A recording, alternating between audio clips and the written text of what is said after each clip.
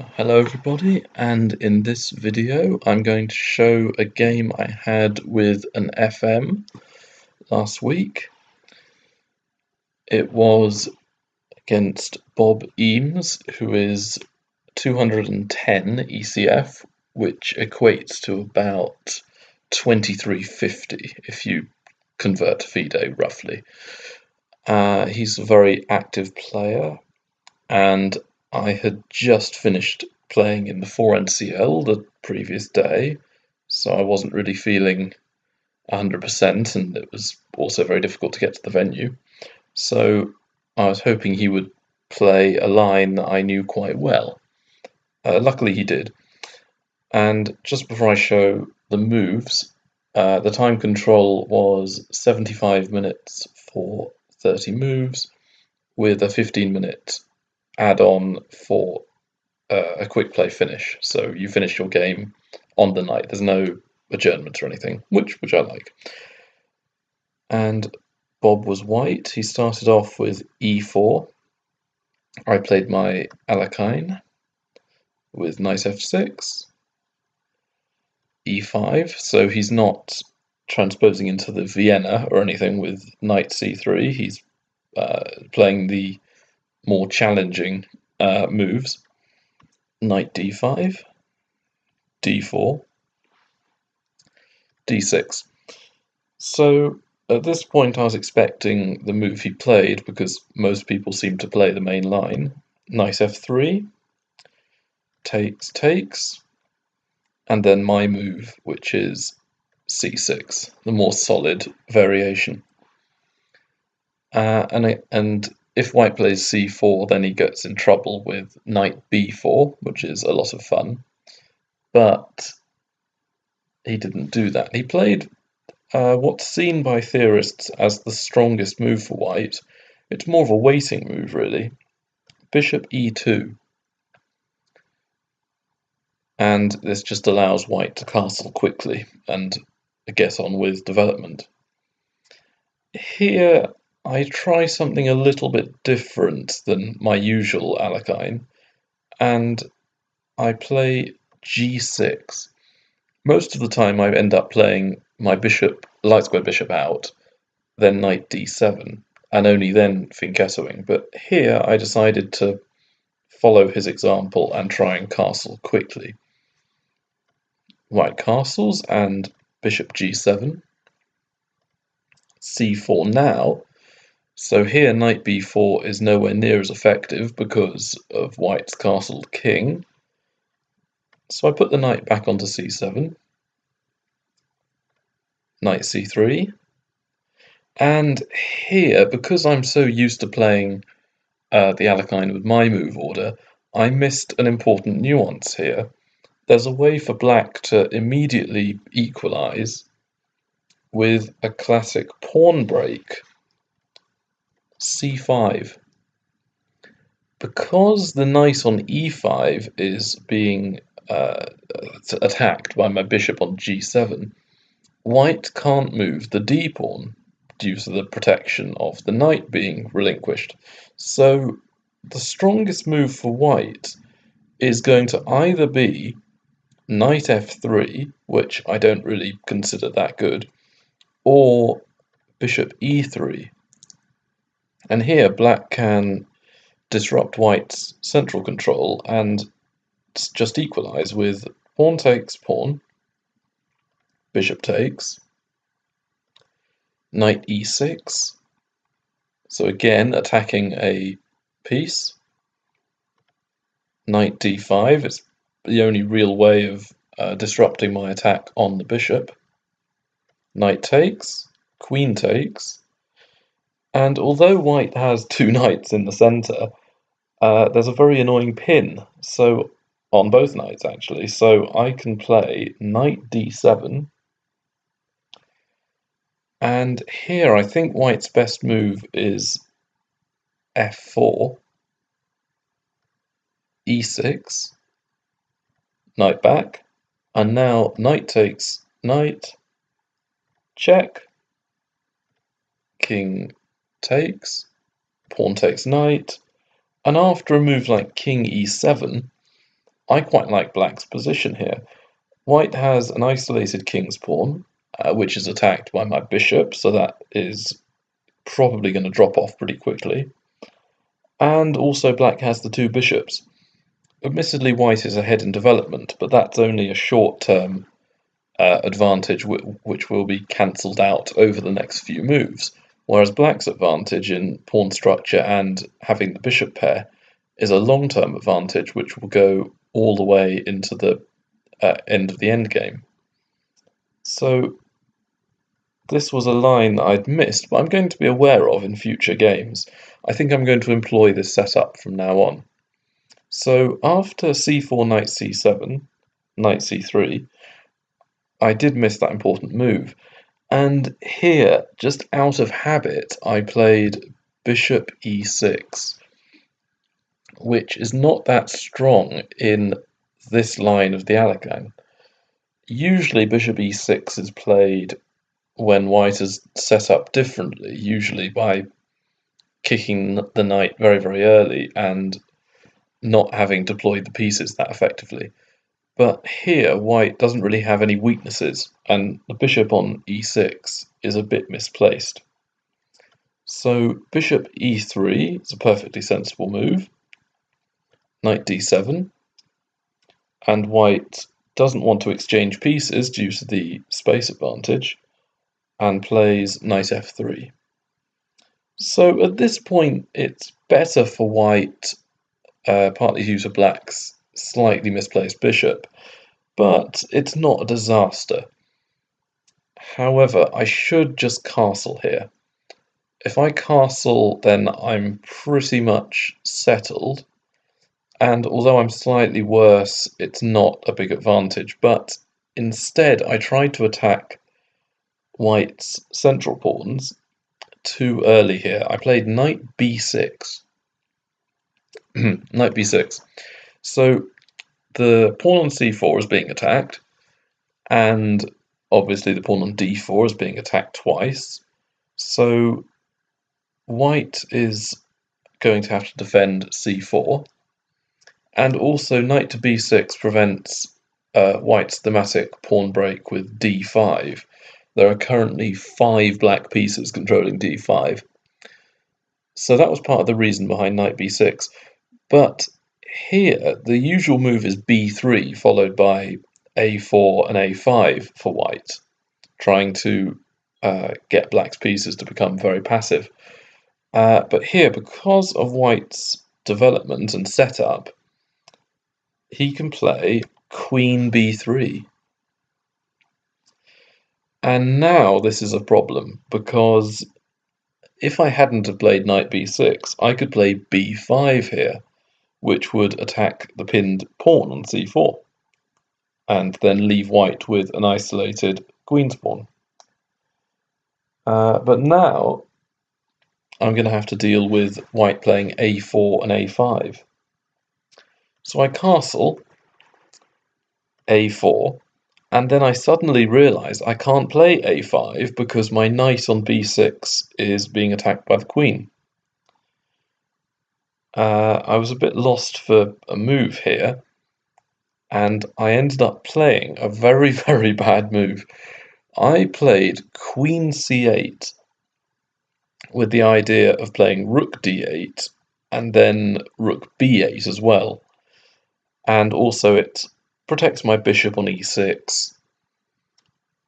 But the downside of this move is that I haven't really developed anything. I mean, my rooks aren't that good, and Bob is not going to give me the chance to develop my rooks. He plays a5, and now knight d7. My knight's moved about 2 million times.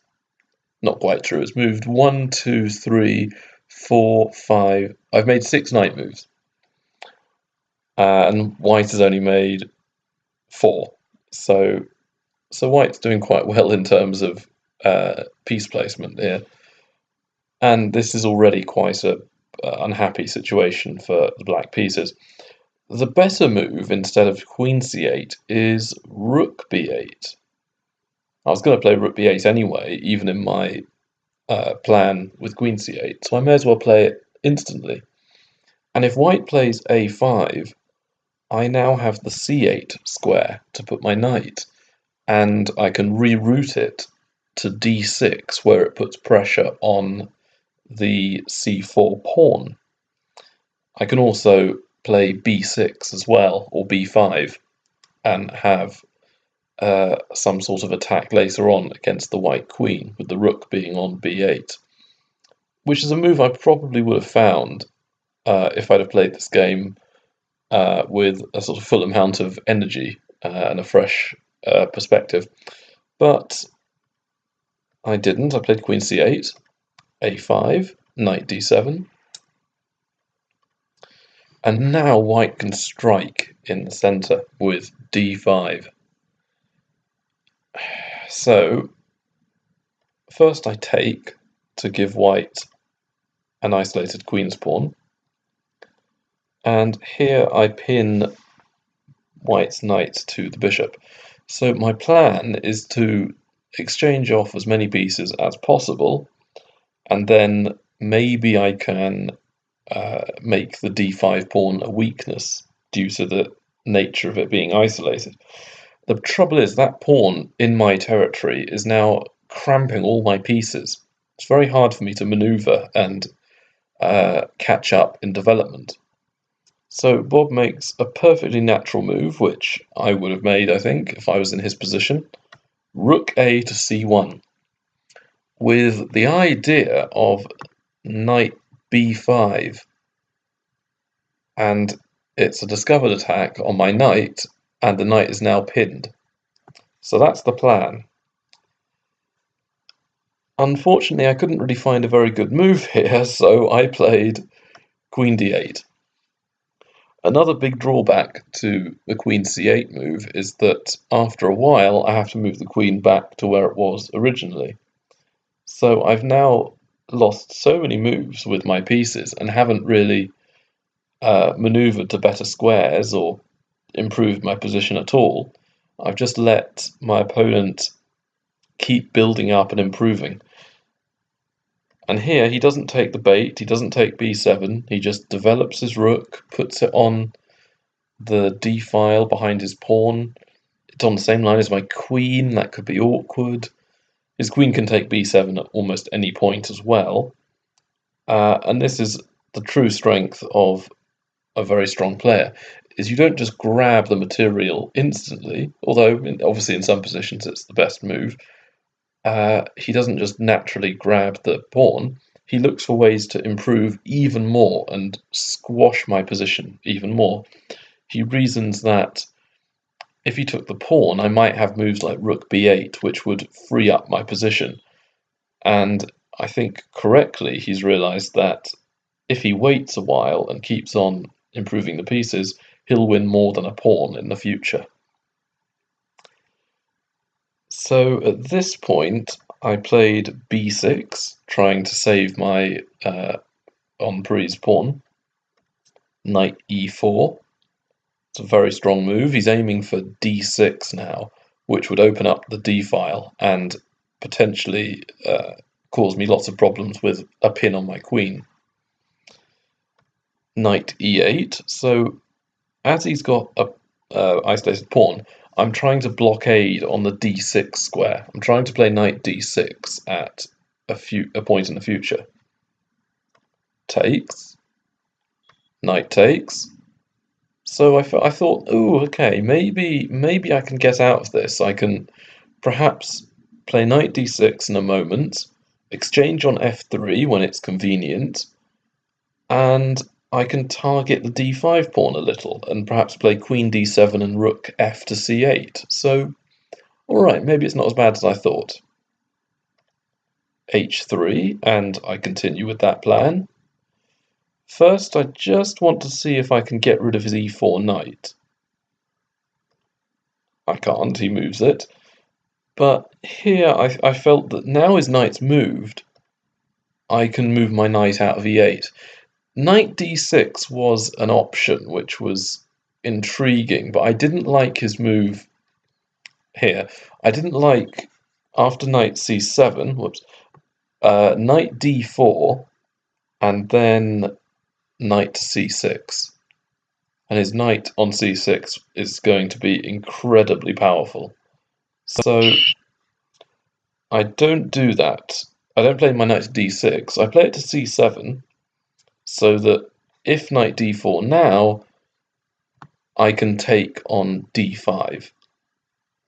That's the idea.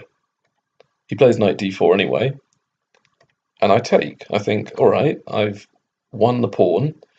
If I can just solidify a bit, if I can play e6, and maybe then queen e7, rook fd8, and as long as I can solidify, I may even be able to give the pawn back in the future and get a fairly equal position.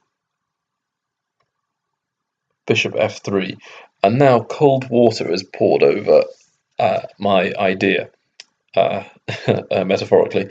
The problem now is if I play e6, if I play the move e6, there's a very big problem with that move. Problem is g4. Now my bishop's trapped, and I think that even though I'm a pawn up already, and it will be 2 pawns for a piece, White's development is going to tell here, and I will not have nearly enough compensation for the lost piece, even with getting 2 pawns for it. So I didn't play e6. I played knight takes bishop. And I thought, all right, I've got the bishop pair. He needs to take me back, which he does. And I thought, okay, another isolated pawn. That's good. Okay, my rook's attacked on c8. But I've got the bishop pair. Maybe I can blockade a little here. On e4, I thought perhaps I could play e5 and e4 with my pawn. I had several ideas here, but I was very, very low on time at this point. We were at about move 25, and I was down to about a minute on my clock, whereas Bob still had over 20 minutes on his clock. And at this point, I just missed what my previous move had done. Here, as you can see, he doesn't have any discovered attacks on my queen because I've got a knight on d5. But after I take, he can now move the knight on d4 to attack my queen. I completely missed this and got my rook to safety with rook to c8. And now, can you see the move which almost forces resignation instantly?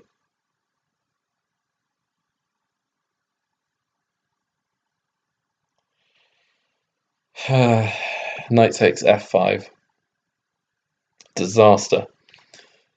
And I'll go over even more disastrous continuations from here. But first, just to show the stronger move than rook c8, I could have played, and I briefly considered, bishop takes d4. And after rook takes d4, queen c7, bishop takes rook, rook takes bishop, e4, bishop d7.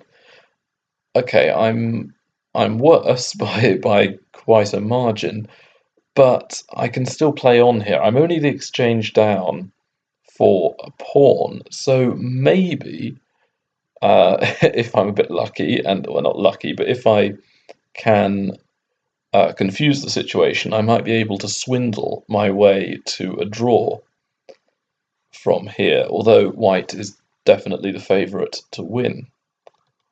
However, I missed this complete continuation. I did see bishop takes d4, but I dismissed it as completely winning for white, whereas rook c8 is an inferior move by quite a lot.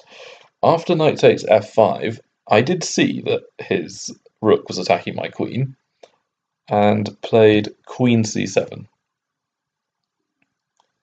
The idea is that I was hoping he would play knight e6 and then I can take on c1 with my queen and try to uh, create complications and have a very imbalanced material position where hopefully I might be able to use my pieces effectively and counterattack. But Bob didn't allow this. He played knight takes bishop, so he's now a piece up, well, temporarily two pieces up. And I realised now that king takes g7 allows knight e6 check, where pawn takes, rook takes, rook takes, queen takes. Here I could resign. I'm down a rook for a queen, and I don't think I can draw this in my wildest dreams, to be honest. So, unfortunately, I played queen e5, and then he played a fantastic move here. I was assuming I could play king takes knight on my next move, and then, okay, I'm down a piece, but I do have a pawn for it, and maybe I can create something complicated in the future. This wasn't the case. He played knight g to e6. And here I have to take the knight. If I don't, I'm just down so much material. So I take, and was expecting queen takes e6 check, followed by queen takes queen, knight takes queen, and I am, well, the exchange down for, am I the exchange down? I'm down by a lot. No, I'm a piece down, sorry. Yeah, I'm a piece down for nothing. But there's an even stronger move of knight takes e6. And at this point, I was down to mere seconds on my clock, and this was move 30. So, unless I made a move in the next 5 seconds, I would have lost on time. So, I looked around and just went for one last swindle with rook takes f3. And my idea, even though it doesn't actually work, is pawn takes, queen g3 check, and trying to get a perpetual with lots and lots of checks. But I think even here it doesn't work. The king can escape via the d file. So even that swindle didn't quite work. But here white has a checkmate in 3, which he found. What is the checkmate in 3 moves for white?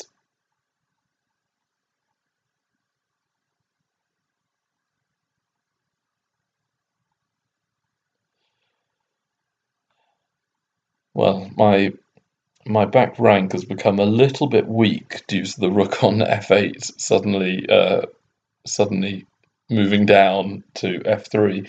So he takes on c8.